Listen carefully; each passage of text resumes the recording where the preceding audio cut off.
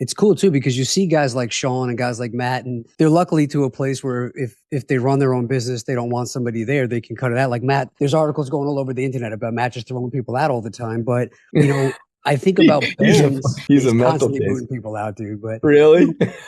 bands are a business though, you know, and I've learned this from watching like my buddies Biohazard, Taking Back Sunday, all these guys. You're sometimes stuck in vans when you're first coming up for months Oh at a yeah. time, like close proximity. Even your best friend in the world, your favorite, like you guys are spending more time together than you spend with your family some of these years. Yeah. So being somebody who has good people skills, I think, is an extremely overlooked thing because everybody sees the highlights of like the sold out show or you're on this huge stage in these huge festivals. But to Yes. really be able to last that long in close proximity, I feel like you need really good people skills, really good communication skills, and really good conflict resolution skills.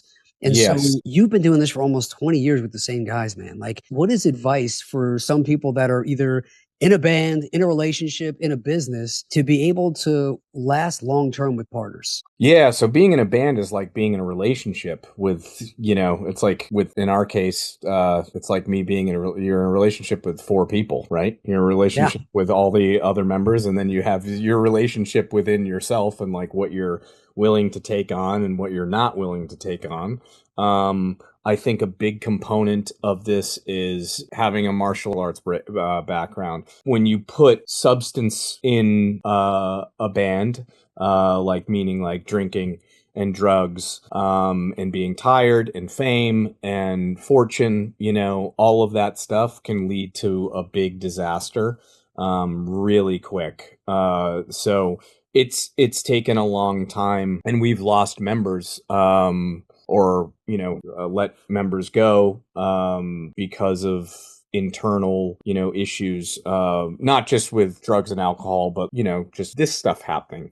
I think a lot of bands don't necessarily respect their part in their band, and every band operates a little differently, right? So sometimes you have the singer that just sings, and you have the bass player that may write all the songs, and then you got the guitar player who just got some cool riffs, but he makes, those songs kind of, bloom, and then you got the drummer that, maybe he's just a shitbag, who knows, but he's got a really good attitude and he kind of holds everything together. So everybody's got a different spot. Now, that can be true, right? But you have to realize your role in that. How are you replaceable? So if you can make yourself not replaceable, then you're likely going to hold maybe a little bit more, I don't want to say power, but there are hierarchies in bands. And those hierarchies, you get a guitar player and a singer going like this, it's just going to like create tension. And how do you deal with that? How do you deal with those tensions? So I think having common ground and understanding who you are and being okay with that. I know that I'm the drummer of this band, and I started the band with my lead singer. 20 something years ago. We met in 2002 or 2003, and we were in separate bands, and quit those bands, excuse me, and started what, is now Boys Like Girls. Finding some, commonality, obviously, I think is important. Like having things in life that you both agree with, whether it's, religion or politics or any of that stuff. So having common ground is an important thing. And then realizing the bigger picture. So all those little things that can happen on the road that seem like, oh my God, I fucking hate this person, I resent them. You gotta like realize the bigger picture always and pick your battles, right? Because when you're on the road with someone for that long, right, you start to understand the things that drive you crazy, that drive them crazy. And those things can literally ruin a band. And I'm talking the most basic of basic things that in normal life, normal life at home, you wouldn't think twice about. And those things could be like this. You have a tendency to leave your toothbrush, say, in the shower, like you brush your teeth in the shower. And then, your other guy in your band doesn't like that. And that it's a communal shower, right? So like you have a shower on the bus. This didn't happen, but this is an example of that. And you leave the toothpaste cap, off the toothpaste, and it ends up sitting next to it or whatever. And that over time, one of those things can just like make people's wheels spin. Like, I fucking hate that. And I don't want to say anything because it's like we all use it. It's not that big of a deal, but then it just like bubbles to the top. So you really got to be like conscious of people's things in their space and stay out of people's ways and like not eat their fucking ice cream or, like, and then you have to help each other too. And you got to be able to communicate and say, hey man, I'm not coming at you at all. This is a me thing, and like set your ego back. This is a me thing. This, for whatever reason, just drives me a little fucking crazy. And I don't know why. It's just one of my things. Could you be more conscious of that and be able to have those sort of what seem like petty things,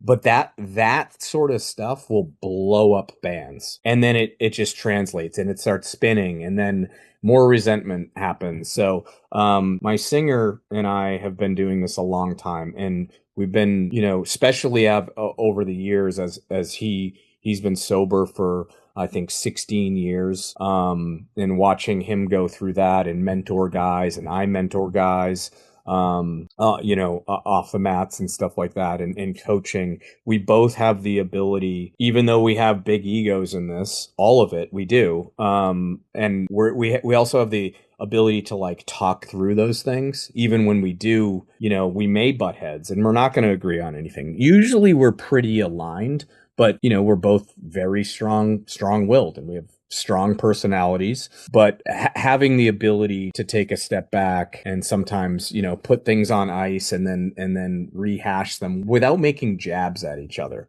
that's where it gets really sticky. You do this all the time. Well, so do you. And then it's just like you're doing this. So being able to pick your battles, I mean, as cliche as that is, and then do it in a way like if you spend that much time with someone, you get to know their tendencies, what's going to set them off, and don't just set them off just to put them in a bad spot. Like you gotta use your head, and try to make it easier on each other and give more than you take. And then realize you're part of this sort of environment, or that doesn't exist without certain things, right?